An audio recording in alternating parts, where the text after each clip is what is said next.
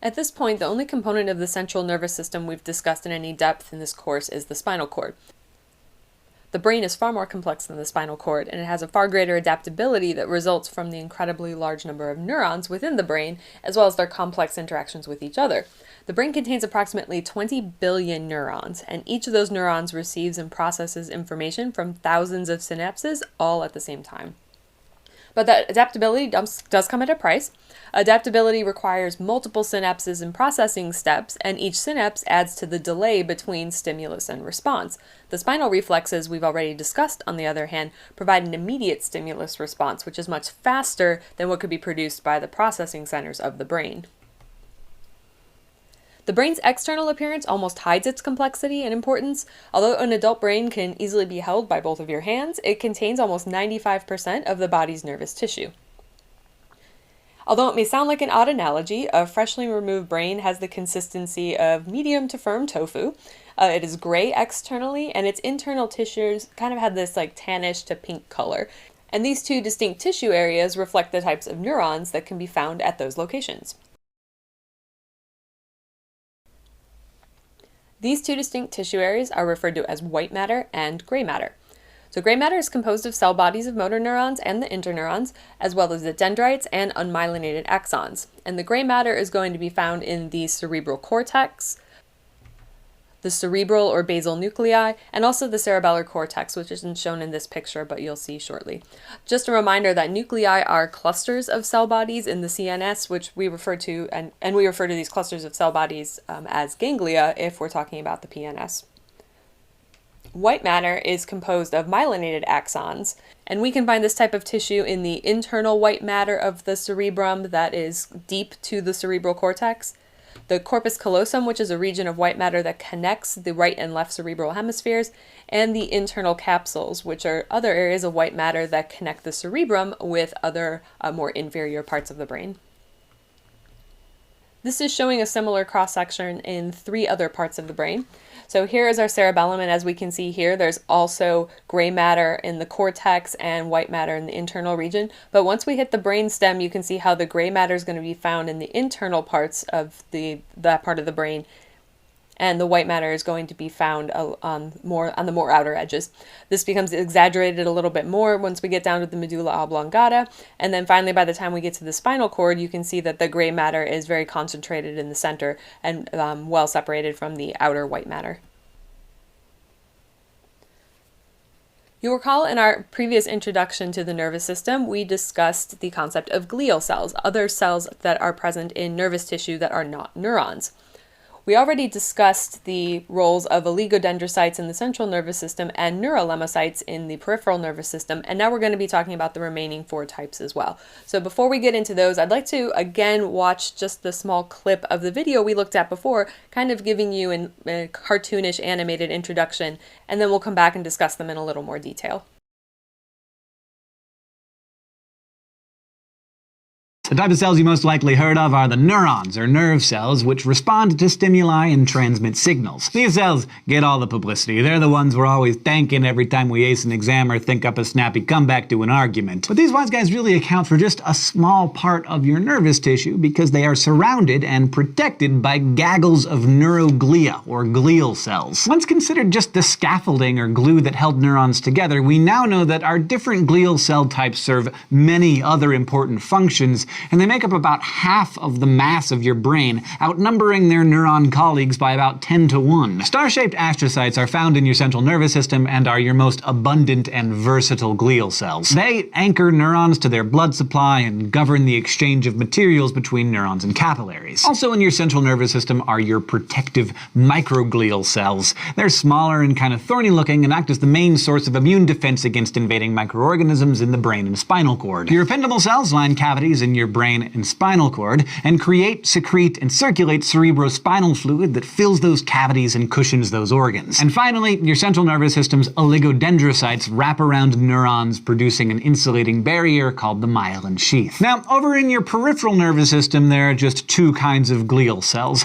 Satellite cells do mainly in the peripheral system what astrocyte cells do in the central system. They surround and support neuron cell bodies, while Schwann cells are similar to your oligodendrocytes in that they wrap around axons and make that insulating myelin sheath. So don't sell your glial cells short. They're in the majority cell-wise, but of course when it comes to passing tests and winning arguments, most of the heavy lifting is done by the neuron. So let's start with the glial cells that are found in the peripheral nervous system alone. Now in the peripheral nervous system, recall that neuron cell bodies are clustered together in structures called ganglia, while their axons are bundled together and wrapped in connective tissue forming nerves. Neurolemmacytes in the PNS insulate neuron axons, while satellite cells surround the neuron cell bodies. Satellite cells help to regulate the exchange of nutrients and waste products between that neuron cell body and then the extracellular fluid. And so this helps to control the movement of chemicals such as oxygen, carbon dioxide, and neurotransmitters. They also isolate the neuron from stimuli that are not intended to pass from neuron to neuron.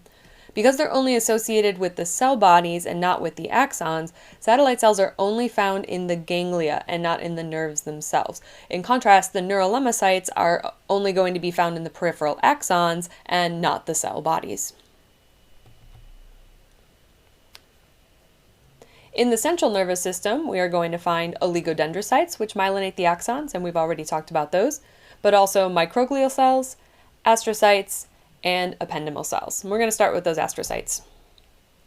So astrocytes exhibit a star-like shape, as you can see here in this green cell, due to the projections that come out from their surface, and that's where they get their name, astro meaning star. These are the most abundant glial cell in the central nervous system, and they make up over 90% of the tissue in some parts of the brain. From a functional perspective, astrocytes help to form the blood-brain barrier that strictly controls what crosses from blood capillaries to the nervous tissue in the brain. Astrocytes also form a scaffolding-like structural framework that helps to support the adjacent nervous tissue, and they also replace damaged neurons. So when neurons are damaged and die, the astrocytes take the place of those neurons by filling the empty space and thereby preserving the structural support. And then finally, astrocytes also assist in fetal neuronal development by secreting chemicals that help to regulate connections between neurons. I do want to take a minute just to talk a bit more about the concept of the blood-brain barrier that is facilitated by these astrocytes. So you may have heard of this before, but the blood-brain barrier was first discovered by scientists in the late 1800s, and one of the ways that they found that was they injected blue dye into the bloodstream of mice, and then they noticed that the dye stained all of the animal's organs blue, especially ones that are highly vascularized, like you can see in this image, except for their brains. And so you can see here we've got an example as well of a sketch that the researchers made that shows a lot of the tissue, even some of the other nervous tissue, stained blue, but once you get to the brain was not stained blue.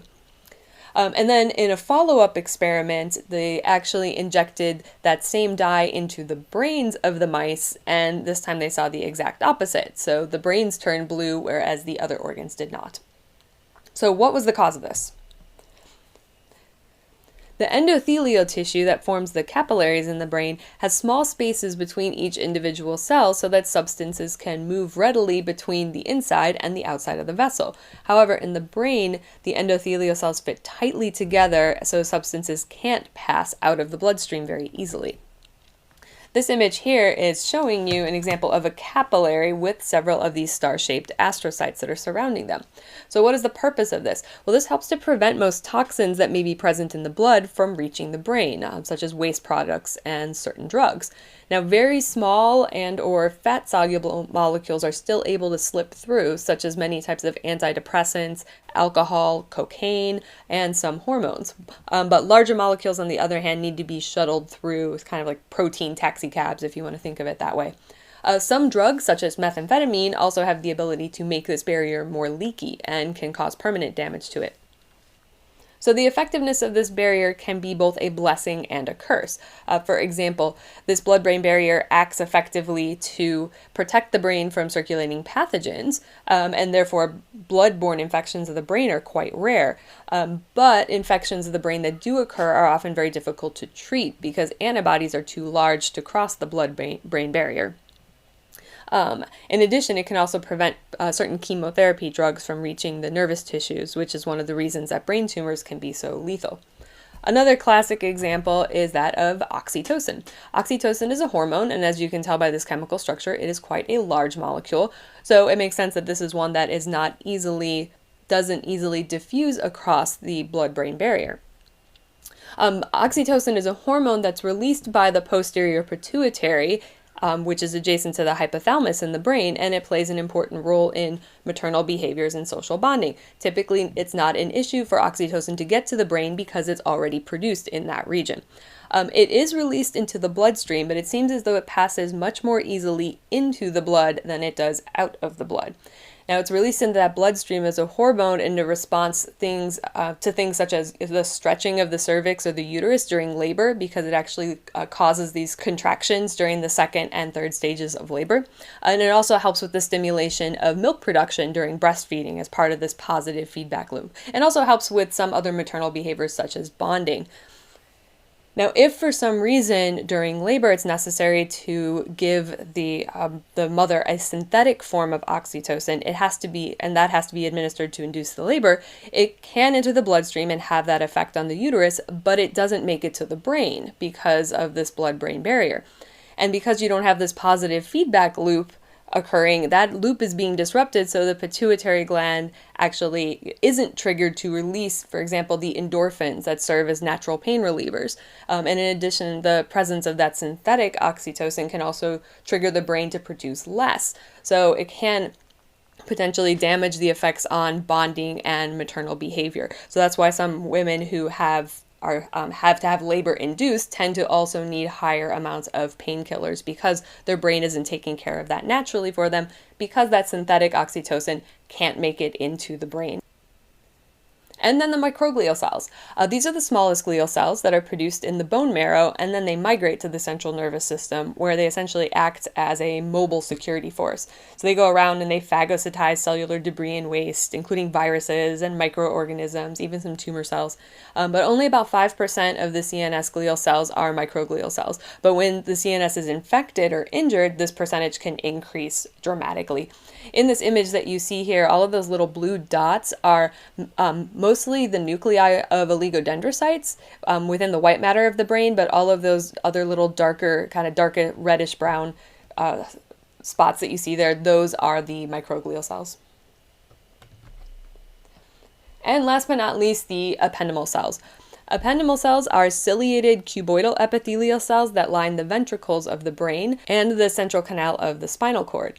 In those regions, they form what are called choroid plexuses with capillaries to help produce cerebral spinal fluid, or CSF, which you've probably heard of before.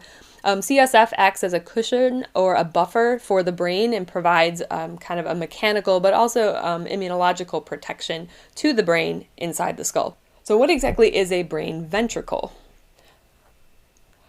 The brain ventricles are 4 cavities that are located within the brain that produce and contain and circulate cerebrospinal fluid. And I'd like to take a minute here to show you, 2 minutes actually, to show you another little video that I think very accurately and time efficiently introduces you to the concept of brain ventricles. Welcome to 2-Minute Neuroscience, where I simplistically explain neuroscience topics in 2 minutes or less. In this installment, I will discuss the ventricles. The ventricles are a network of cavities that are distributed throughout the brain. They are lined with a specialized membrane called the choroid plexus, which is composed of glial cells called ependymal cells. Ependymal cells are specially designed to secrete cerebrospinal fluid, which then flows through the ventricles and around the brain. Thus, the main role of the ventricles is the production and distribution of cerebrospinal fluid. Cerebrospinal fluid, or CSF as it is commonly called, is a clear, colorless liquid that performs a number of important functions in the brain. Among other things, CSF surrounds the brain, forming a protective layer and suspending the brain in fluid, which reduces the strain forces like gravity would have on the brain. Also, it constantly flows through and around the brain, removing toxins and regulating the extracellular environment of neurons. There are 4 ventricles. There are 2 C-shaped lateral ventricles, one in each of the cerebral hemispheres. The lateral ventricles are connected to a third ventricle by an opening called the interventricular foramen. The third ventricle is a narrow cavity that runs along the midline of the diencephalon. It looks something like a misshapen donut, and the section that would be the whole of the donut is an area known as the intrathalamic adhesion. In this section, the thalamus makes up the wall of the third ventricle. The third ventricle communicates with the fourth ventricle via the cerebral aqueduct. The fourth ventricle is wedged between the cerebellum on one side and the brainstem on the other. The fourth ventricle is shaped like a tent whose peak protrudes into the cerebellum. There are 3 openings in the fourth ventricle that allow cerebrospinal fluid to enter the subarachnoid space, a CSF-containing cavity that surrounds the brain. Thus, CSF leaves the ventricular system via the fourth ventricle. The fourth ventricle extends to and is continuous with the central canal, a CSF-filled cavity that runs the length of the spinal cord. If CSF circulation is blocked, as by a tumor, or is otherwise abnormally excessive, it can result in increased pressure and expansion of the ventricles. This creates a condition known as hydrocephalus, which can cause a variety of complications and be life-threatening. This image here shows you a coronal section of the cerebrum, and in this section you can see both of the lateral ventricles with the corpus callosum in between them, and then in each ventricle you can see an example of the choroid plexus. Here zoomed in on the right-hand side here, we can see the choroid plexus that consists of a capillary that is lined with its epithelial cells, and then we can see the ependymal cells that are lining that entire capillary.